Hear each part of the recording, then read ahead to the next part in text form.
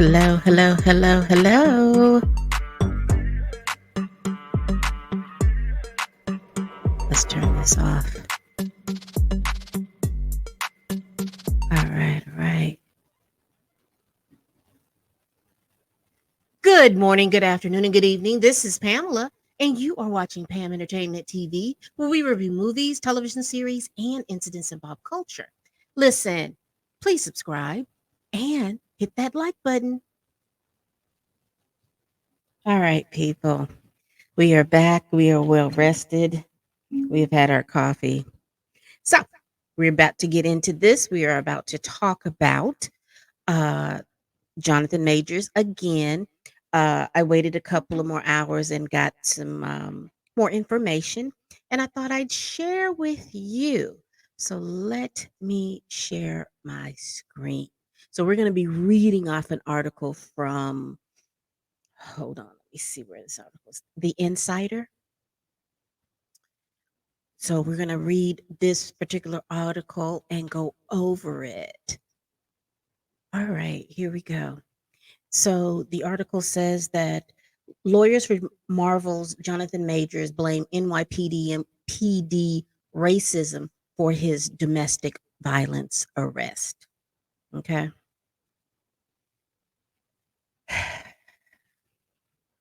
So he was arraigned today, and the it seems as if the defense dropped the dismissal charges. I'm thinking that's what happened. Don't quote me. My attorney friends let me know, and then filed a motion for a trial. So there is a trial date on August the 3rd. So uh, they're going to seat jurors. They're going to do all of those things if that's what you know that's what they're going to do, and they're going to have a trial. I think he was hoping that with the evidence that his attorney presented, that the prosecution and or the judge would dismiss the case, but that's not what's happening. They're going to go on as planned. The judge did keep the restraining order, the full restraining order in. So because initially he had a partial restraining order, then it became a full restraining order a couple of weeks before the trial started. So we're going to trial. So why I wanted to go over this article, because this article then gave us a little bit more information about what the defense presented to the prosecution and to the courts. I'm going to say prosecution and courts interchangeably. All right. So this just gives you the bullet points that Jonathan Majors appeared Tuesday in Manhattan on a domestic assault involving an ex-girlfriend. An August 3rd trial date was set in this misdemeanor case. Cops ignored Majors' account and asked if his three-story penthouse was really his. His lawyer claims in a letter to the court. First of all, first of all, how you listen? Three stories. Three third stories, Jonathan Majors. Okay. All right. We ain't mad at you. Can't be mad. All right. It says here that Jonathan Majors appeared in the court with his new girlfriend, Megan Good, Tuesday in a Manhattan courtroom where a judge set an August 3rd trial date for the domestic violence arrest that has grounded his skyrocketing movie career for the last 3 months. All right. So let's talk about that really, really quick. If you see behind me, that's Jonathan Majors. I think I do have a picture of Megan in the courtroom. I will say Megan came to court and she did not play. She looked good. She had on a very uh, conservative, respectable, it looked like a peachy tan um, dress with the, looks like with a little over jacket. It was really pretty. Mr. Majors, I don't know if you see this. I don't know, but really and truly, linen is not your friend. It may be a breathable fabric, but you're not taking care of it. You should not look this unkempt coming to court with the daggone three-story penthouse. Okay. A good polyester blend suit, black or blue, with a white shirt or a light blue shirt is your friend. You need a polyester blend, something that's not going to wrinkle in transit. You need to get a steam iron. There's no reason in the world why you are looking that unkempt coming to court. Hopefully, Megan can talk to you because you don't seem to be listening to nobody at this point. All right. Because it said Majors who wore a casually rumpled brown linen suit over a white dress shirt did not speak during or after the 5-minute hearing except to say good morning to the judge. If they're having to put it in print, this is a problem. The whole situation is a problem because it should have never happened. But to put your casually rumpled brown linen suit, mm-mm, I'm sorry. You need to you need to look your best. You don't need to look your worst because see, you are then playing. Also, he's playing a role because he came to court with that cup, with the Bible in a cup. And I don't know if he doesn't realize or read the room. We know you got a little money, boo. We know this. So there's no reason in the world for you to come in looking like a man that just worked in the field and just put his jacket on and came on into court. Absolutely not. Absolutely not. You need a nice polyester blend suit, brown or black, that fits your shape right now. Okay. Because these suits and things that you're wearing seem to be a little too small for you, too. Black shoes, black socks, and come on into court. You can interchange the shirts. All right. I think that according to the article, I believe that they thought that the charges were going to be dropped with the evidence that they presented. However, as we saw in the last court hearing, they put a superseding motion. Basically, what that was is that they changed how the incident happened. And so what I'm saying about that is it started off that she, it was reported and it was in the indictment that she had been choked, uh, that she had been beaten to the point where she broke her finger, and that she had bruising and marks around her face and her neck, and she had a laceration behind her ear.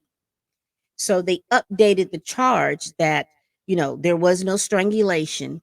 There was no bruising or anything around her face. I think the cut behind the ear is still there. But they said that instead of him beating her down in the cab, which she said initially, which was reported to the police and put into evidence, that changed to, well, when we got out of the car, he took my arm and he wrapped it around my back and pulled it up. And that's how I hurt my finger. And that's how I sustained the other injuries. So, that was the changing the because all the charges that he has are misdemeanors, and all misdemeanors can get you, I think it's up to 5 years. Anything beyond, I think it's up to 5 years. Anything beyond 5 years is considered to be a felony. But don't quote me because, don't quote me. Yeah, I think it's 3, no, it's not 5 years. It could be up to 5 years. Yeah, yeah, yeah.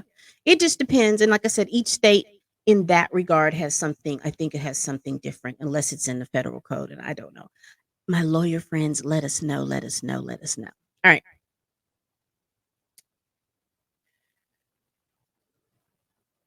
so they put her name in the article.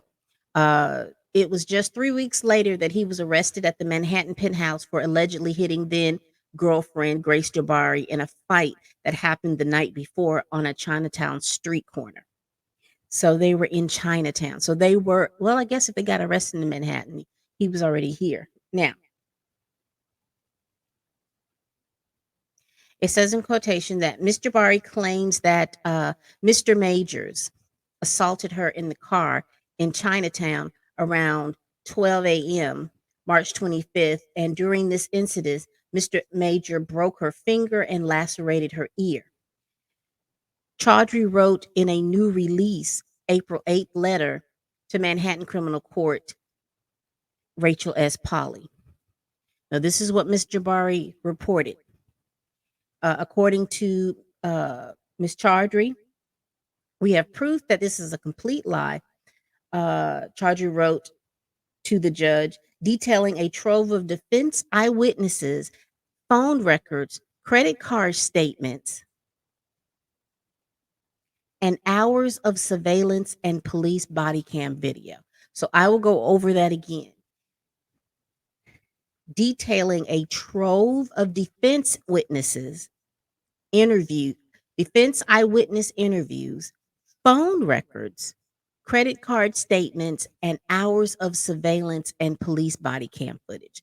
So she's saying that she had and she presented to them what she said she had in the beginning. You remember she in the beginning she put forth these text messages where it was supposed to prove that the victim had recanted, and all it did was raise more questions than it solved a particular question answer. All right. Chaudhry contends in the letter to the judge that this evidence suggests Jabari injured herself some 7 hours after midnight fight, likely when, after drinking and taking sleeping pills, she took a fall while alone in Major's penthouse apartment. Okay, so this is what the defense is trying to tell us. The defense is saying, my client didn't put any injuries on her. As you see, she could have done that afterwards because she remember there was supposed to be body cam footage where the police had been, she had said 19 times, she didn't know what happened. She didn't know what happened. She didn't know what happened. So now we understand that that was the emotional medical crisis that she had that precipitated Jonathan Majors to call the police. So she took some sleeping pills and she had been drinking. And now it's to the point where she has passed out. She could have fallen. That is what the defense is claiming, that she fell, and that's how she has sustained the injuries that she had. And this is just a side note for anybody who has ever taken any sleeping pills. And I'm only speaking for myself. This is Pamela. Doesn't have anything to do with the case. But uh, I remember being prescribed sleeping pills, and I remember being prescribed Ambien specifically. And I know one of the side effects that I had from taking that sleeping pill was I would be I'd have very, very vivid dreams. And those dreams would scare me to the point that I would jolt up out of the bed. You know, I could have covers, and it doesn't matter what position, but I would just pop up. And, and depending on whether or not it was very still vivid in my head when I woke up, I would run. And so in that running and waking up in that state, I know that I have fallen, I have hit doors, I have done those things. So I know that sometimes when you take those, and I'm not mixing that with alcohol, uh, that can happen. And I can only imagine you taking those sleeping pills because they said that she took more than one. I'm just describing the one pill that I had that you were prescribed at night. I can't imagine taking two or three on top of drinking. And if she had a vivid, she went to bed upset, you could tell because according to the text message that was presented, uh, Jonathan broke up with her, so she was upset. So, I can't imagine taking that. But anyway, let's continue. Let's continue because I don't want to make this too long, but we're going to go over this article. This article has a lot of good information that we wanted to talk about. It said the evidence Chaudhry shared with the insider does not show how Jabari was injured or the entirety of the fight between Jabari and Majors. That is at the center of the misdemeanor charger. It does appear to support the lawyer's contention that Jabari's ear and finger were uninjured in the hours after the fight.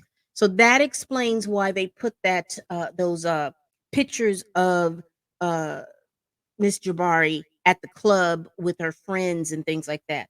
Now it kind of makes some sense because they wanted to show that she was not injured, that there were no injuries on her when she was at the club. Because if she had a laceration behind her ear, and you remember we saw the video where her hair's up, we should see some blood unless somewhere in there that she uh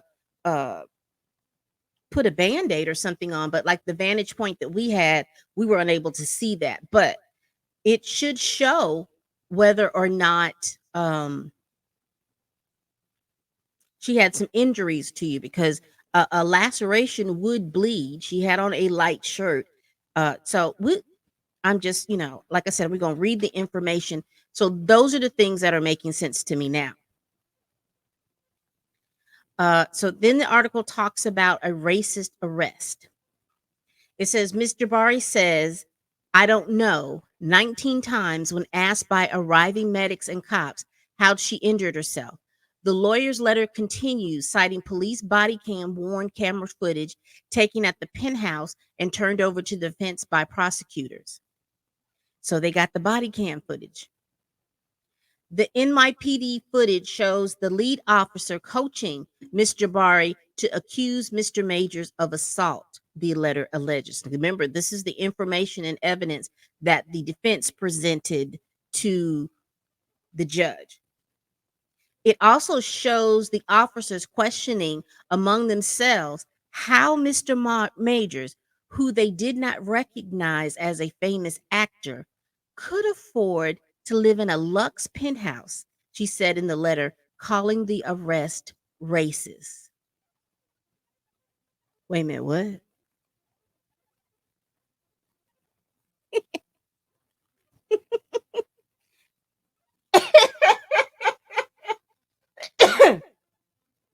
Wait a minute, what? You asked what? Because there's body cam footage now. The prosecutor presented turned over the body cam footage to the defense. So there's body cam footage saying that this is what's happening. Hmm. My. All right. All six. They had six responding officers. One, two, three, four, five, six. You had six responding officers. Six responding officers for I want to hear the 911 call.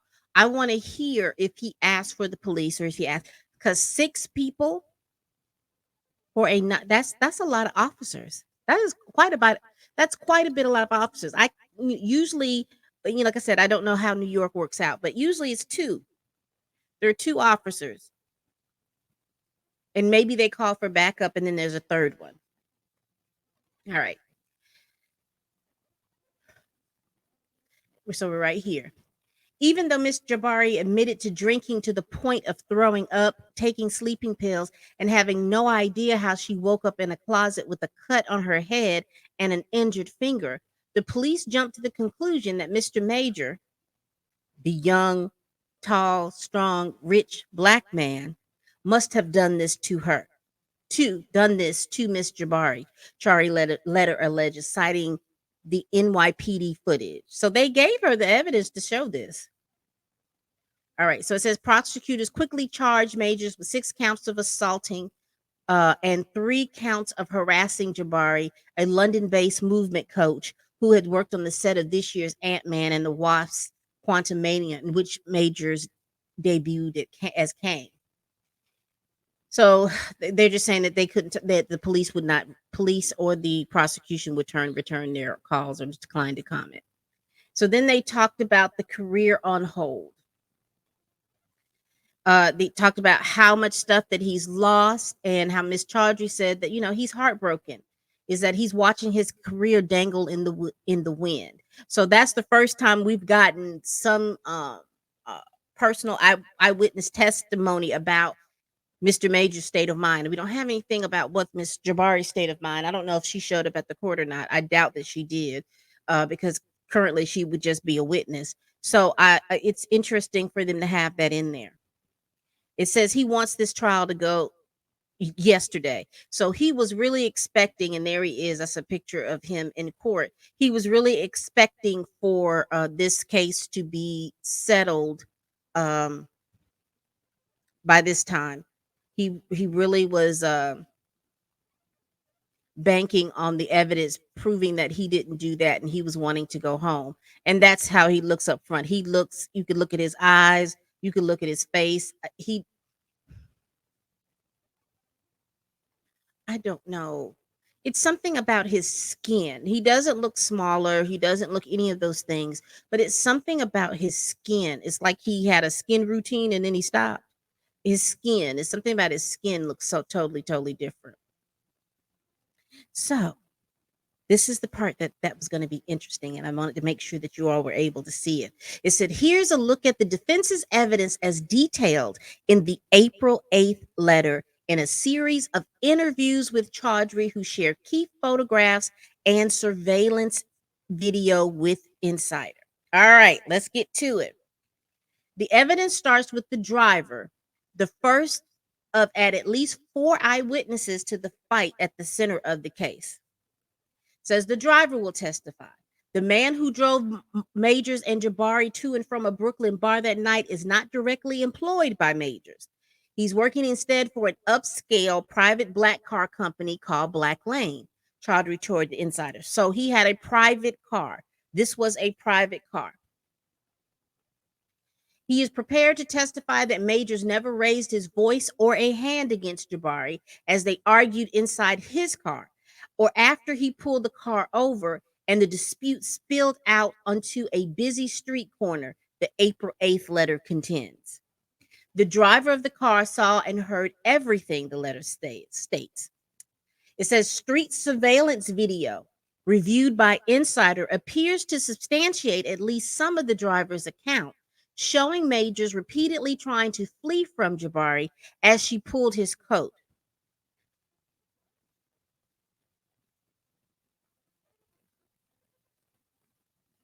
Excuse me.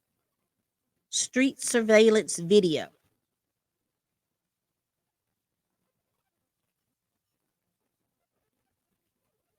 Street surveillance video. So there's video evidence. And I'm going to repeat it. It says reviewed by Insider. So the Insider has seen this video, which shows Majors repeatedly trying to flee from Jabari as she pulls at his coat.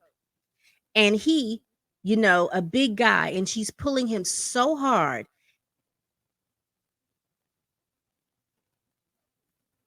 that she pulls his body into the car, the lawyer says. And you see the coat rip, and he does finally get out. She's pulling him. So that means that y'all are tussling. You're pulling him so hard that he comes back into the car. That's going to be interesting to see because to pull somebody that hard, you would anyway, that's going to be interesting to see if they show it to us. A small group of women who witnessed the fight recognized the star.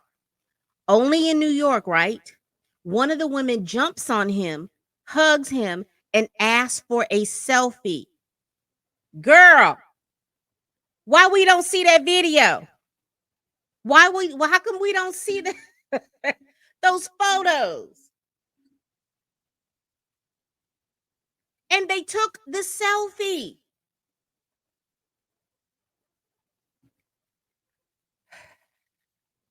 Ain't no way that if there's a group of girls, I wonder who they were. And when I say this because I just know they must not have been. They may have been Caucasian women because I just don't see my sisters taking a picture with Jonathan Majors, and that has not been posted on the internet because they would not have known all of this stuff was going to go down unless they. But where, sis, whoever you are, where's the photo? Show us the photo.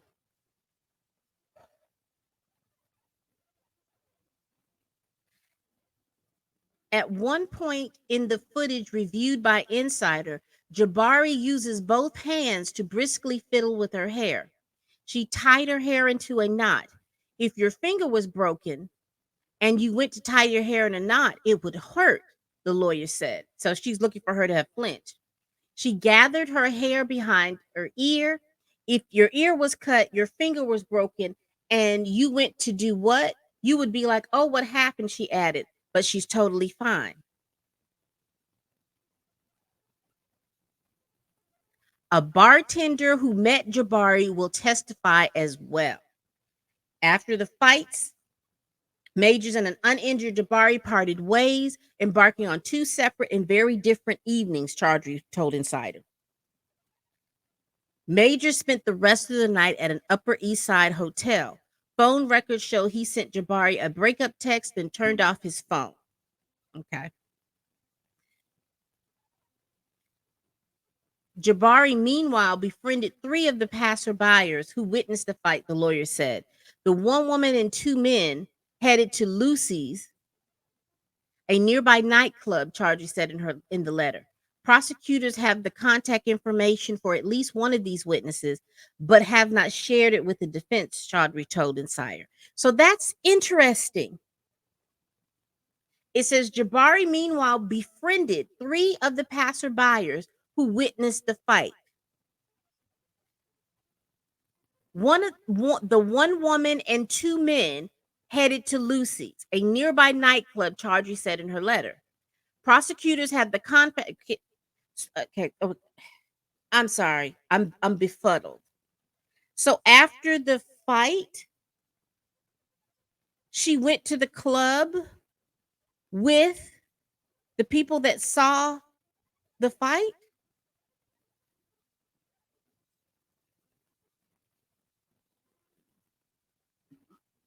My New York people, because like I said, cultures are different everywhere across this nation.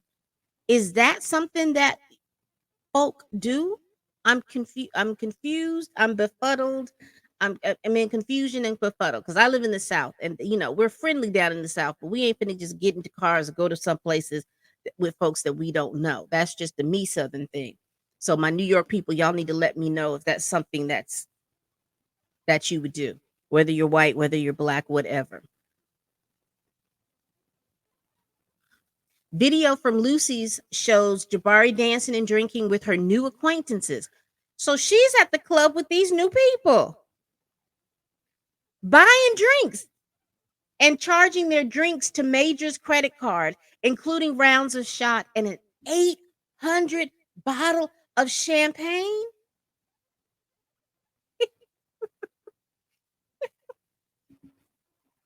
See, I'm still stuck on the fact that you went someplace with three complete strangers that saw the fight.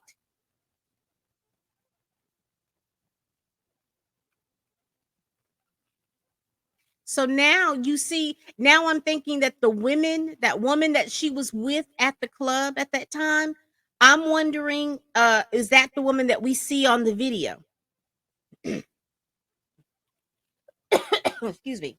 Insider has reviewed time set video from inside Lucy's nightclub obtained by Chaudhry.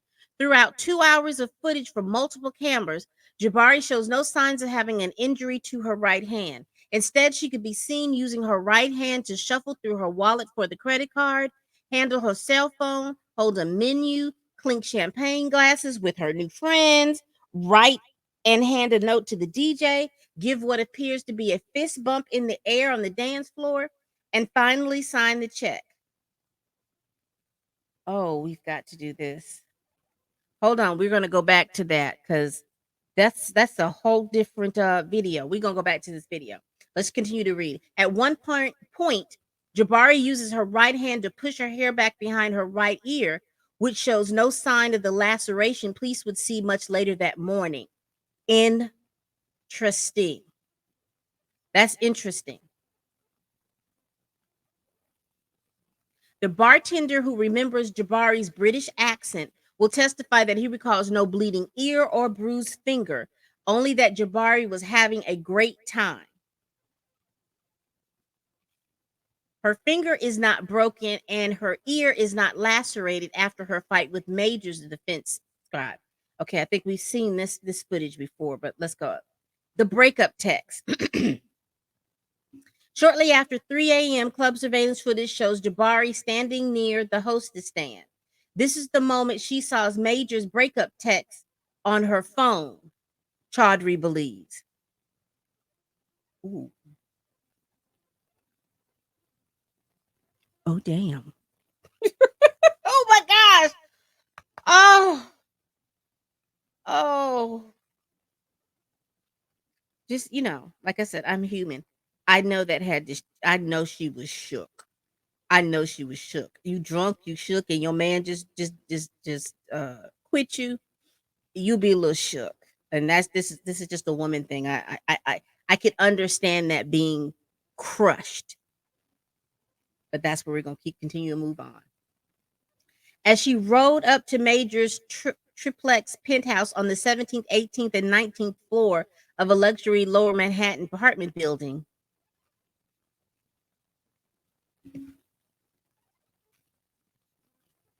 Ninja! 17th, 18th, and 19th floor?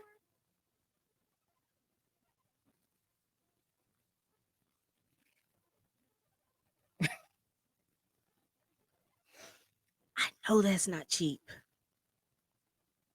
17th, 18th, and 19th floor. My gosh, today. And those types of like, my gosh, today. Mm. Jabari's phone went silent at 7:45 a.m. She had called Majors 32 times since they parted ways at midnight and had sent him a series of angry, jealous text messages accusing him of infidelity and begging him to call her, Chaudhry alleges in the letter. Mm. Hours later, Major, still in his Upper East Side hotel room, began scrolling through Jabari barrage of call and text. What he saw chilled him to the bone. A suicide threat? I told you. You remember, if you go back to one of my videos, I talked about that very first line that we were able to see is when it says, nobody will know. There is no note. Nobody will know but you. Here we go. Surveillance footage from Major's lobby shows him returning to the penthouse at 11:13 a.m., nearly 12 hours after the fight on Chinatown Street. Jabari had texted a suicide threat to Majors when he did not respond to her text.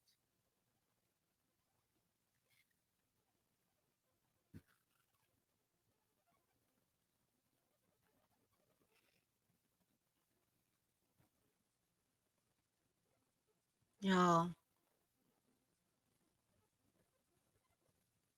y'all, I break up with my woman.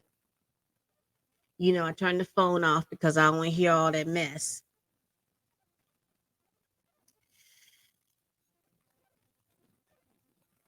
And I text a suicide threat.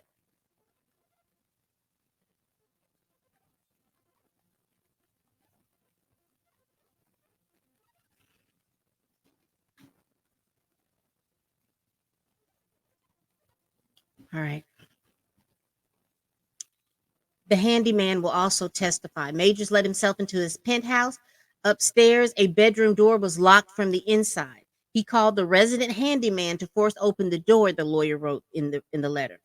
Inside, Majors and the handyman found Jabari half naked and passed out on the floor of a walk-in closet, Chaudhry said in the letter.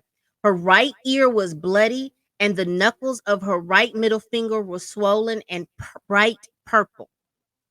There was vomit on the bed and a bottle of sleeping pills nearby, Chaudhry wrote in the.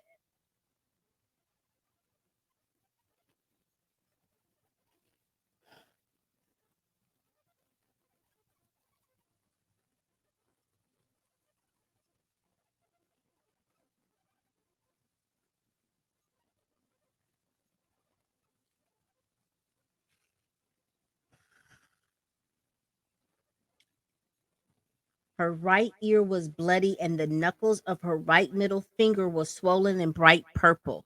There was vomit in the bed and a bottle of sleeping pills nearby. Come on, y'all.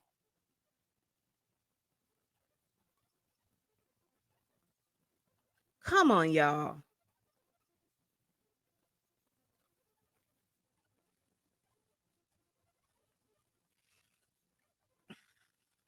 So here's what my thought process is. I am a little upset and I'm a little frustrated. Um, on two fronts. My heart just ached for her with your boyfriend breaking up with you in the text, right?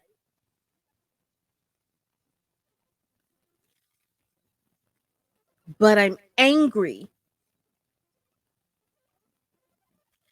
because you allowed your emotions to go so far that you text a note that you're going to commit suicide, according to what the Jonathan Major's attorney presented in this April 8th letter to the prosecution and into the court, and it was filed with the court.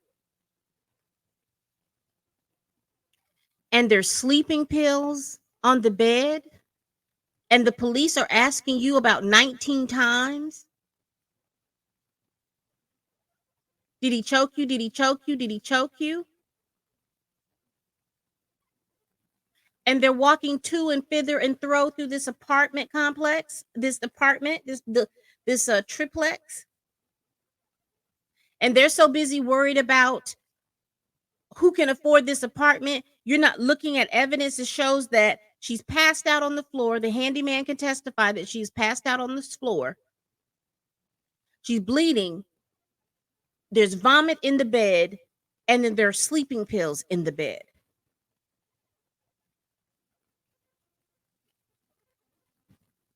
Baby, you are so glad you woke up. You need to pray. You are should be so glad that you woke up. Okay, let's continue. I have a witness who was on the phone with Mr. Majors when he found her unconscious body, gasped and called 911. The handyman is the other one. Both witnesses verified that Mr. Bari was locked in a room that Mr. in a bedroom that Mr. Majors was not with Mr. Bari whatsoever before he found her and called 911 seconds later. Whatever caused her injuries, likely falling in the closet after a night of heavy drinking and taking sleeping pills, Mr. Majors was not there when the injuries happened. And here's that I don't know 19 cams.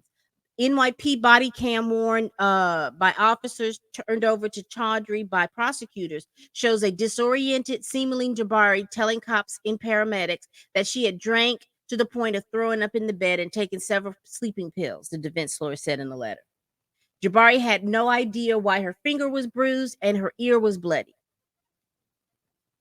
Chaudhry said in her letter instead, telling first responders, I don't know, 19 times.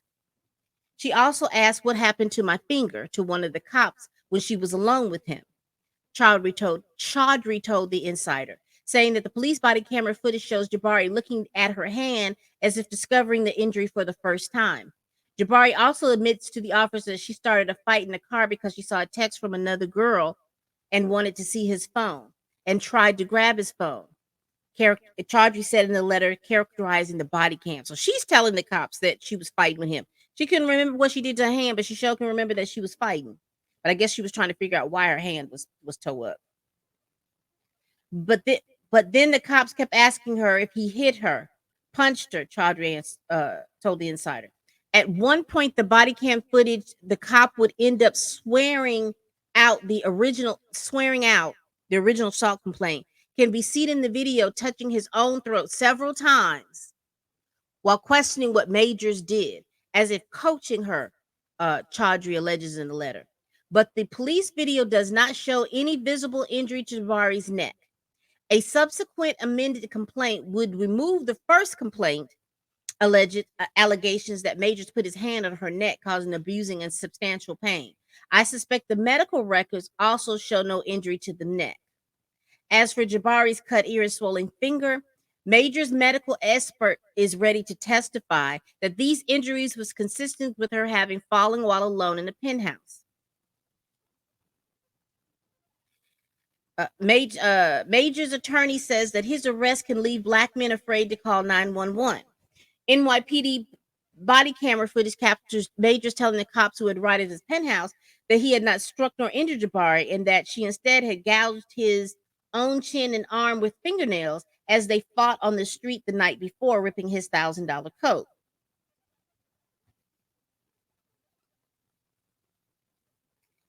If you paying $1,000 for coat, Jonathan Majors, and you treating your clothes the way you treat your clothes, send them back and go to Target. All right. They did not investigate or pursue or care, even after he showed them the damage to his face, arm, and coat. Chaudhry argued in the letter to the judge. Why did the officers instead believe Jabari, who at first couldn't even remember what happened? Racism, Chaudhry alleges. Chaudhry claims the footage shows the officers walking and looking out the window at the view from the 17th and 18th floors. It showed them making impressed faces and mumbling to each other. What does he do? Because the cameras are worn on the officer's chest, the video shows where they go, what they're looking at, and how long they looked at it.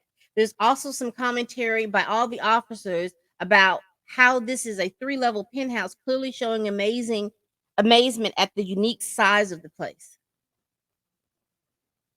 That's the attorney right there, Chaudhry, with the bangs. Major saved her life by calling 911, and they have falsely charged him with a crime. Meanwhile, they refused to prosecute her for allegedly assaulting him or for Rolex watches and diamond jewelry she alleged in court documents that Jabari took from the apartment. Girl, she's stealing diamonds and Rolexes. It is heartbreaking that in 2023, a black man should be afraid to dial 911 even to save a life.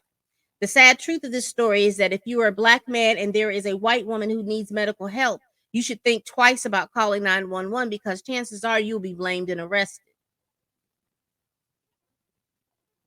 And everyone, despite the proof of the black man's innocence, will assume he did it. And no one, despite proof of the white woman's crime, will prosecute her. Sure.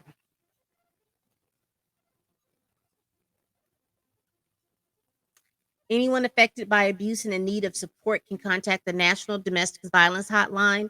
Advocates are available 24/7 and can be reached via live chat on the hotline.org or by texting START to 88788 or Love Is to 22522. Because this was a lot of information that we went over in regards to that. What do you think about this information? What do you think about this article and the information that Chaudhry provided to the Insider? And shout out to the Insider. So I hope this doesn't have any sound. So we're gonna try to look at this picture. What happened? Here we go.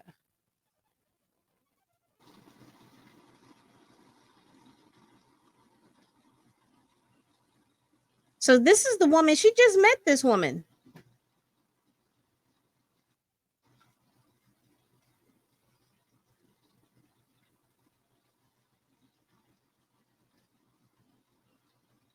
Okay. So she just met this woman. Interesting.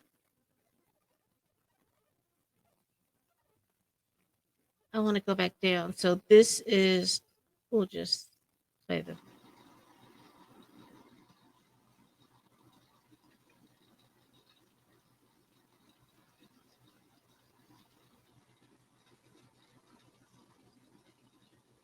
Sorry, y'all.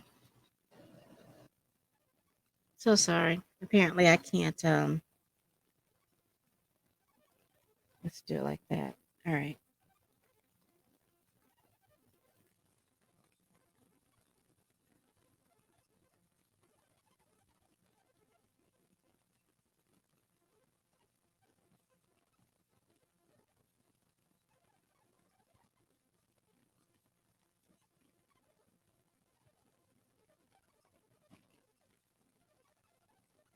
Where are we?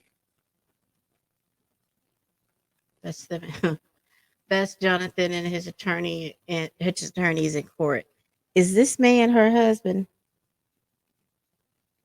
Oh no, somebody else. I'm sorry. What I'm looking for is that last video because I was trying to make it bigger and it wouldn't play. This one right here. I can just do this, bring it down. So this must be the footage from the Moxie Hotel.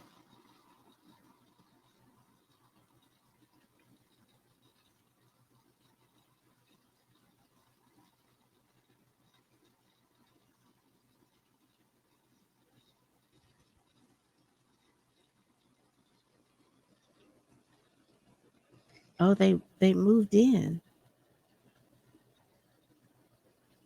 So this is longer footage. This is longer footage. All right. So let me also again, this is from the Insider. Now, this particular footage is coming from Lori Italiano Twitter page. She had the footage from that. And this one again is Laura Italiano. This is coming off her Twitter page if you want to see that footage. All right. Y'all, that's truly all that I have. That is truly all that I have. Tell me what you think. Please chop it up down in the comments. I am very, very interested. And hold on. Here we go. I'm very interested in what you all think. Very interested in what you all think about this. Think about the information that I read. I know that it was a lot of information, but I just felt it was important. Let me also give credit really quickly to the person that wrote this article. So again, this is from the Insider. And let's see who wrote this. Yeah, Laura Italiano. So she is the writer, the person in the Twitter. She is the one that wrote this article for Insider. Okay. All right. We do this every week. I understand that this is a long video, so but I hope you enjoyed this video. I may do something in the beginning, but again, like, comment, and subscribe. Good morning, good afternoon, and good evening. This is Pamela, and you are watching Pam Entertainment TV, where we review movies, television series, and incidents in pop culture to see how those incidents affect our daily lives. Thank you so much for watching, and please subscribe. All right, y'all. We do this every week. We do this every week. And as always, people, I hope that wasn't too loud. Bye bye.